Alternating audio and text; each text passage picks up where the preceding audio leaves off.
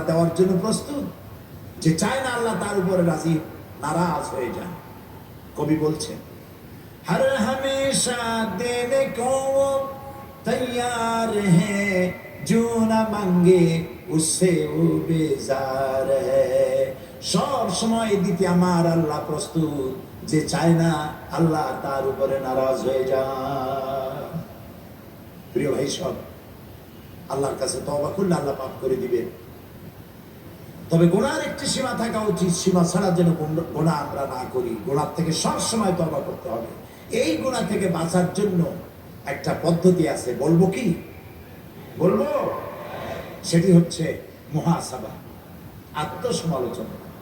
রাত্রিবেলা যখন আমরা ঘুমাতে যাই, বেডে গিয়ে ঘুমাবার আগে চিন্তা করুন, আল্লাহ আজকের সকাল থেকে নিয়ে ঘুমাবার বিছানা পর্যন্ত আসতে কয়টা মিথ্যা কথা বলেছি আজ, মনে পড়বে না?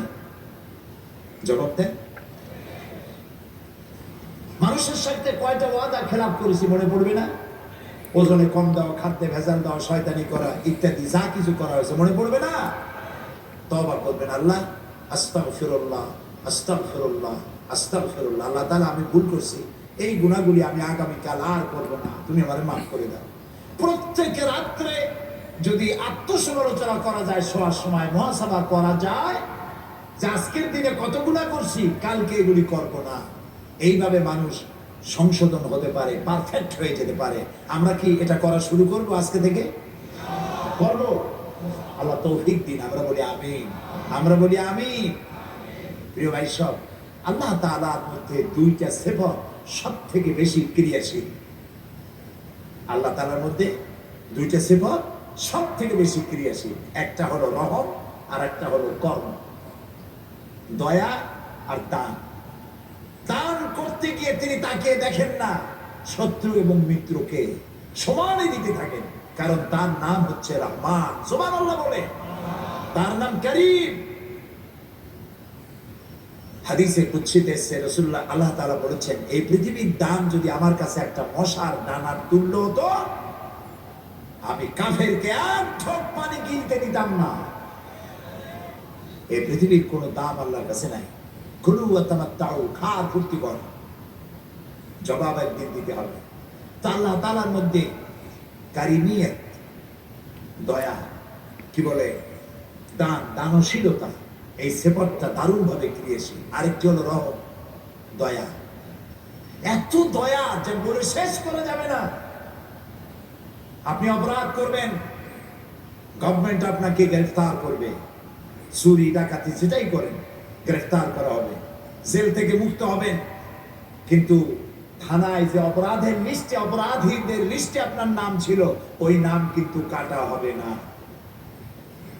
আবার অন্যায় করবেন, জেলে যাবেন, নাম লেখা হবে, কাটা হবে না। না, যতবার অপরাধ করবেন, জেলে যাবেন, জেল থেকে মুক্তি পাবেন, নামগুলি লেখা হয়ে যাবে, নাম কাটা হবে না।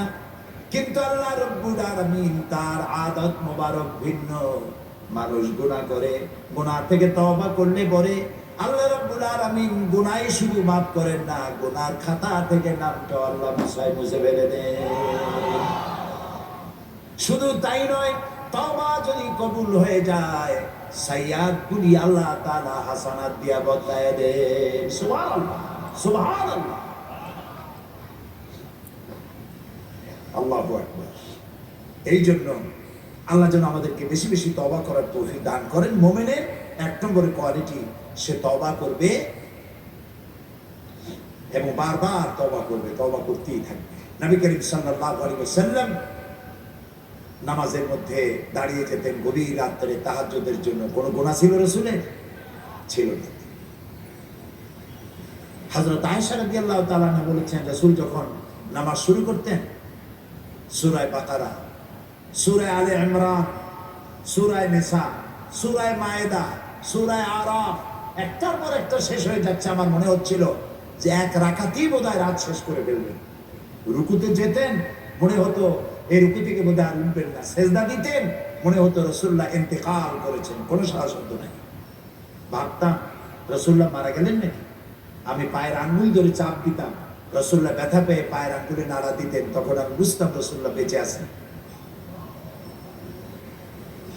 দাঁড়িয়ে নামাজ পড়তে পড়তে পা এরকম ফুলে যেত, পাও মোবারক এরকম ফুলে যেত, সকালবেলায় জুতার মধ্যে রসুলের পাও প্রবেশ করতো না, অথচ তার কোন গুনাহ ছিল।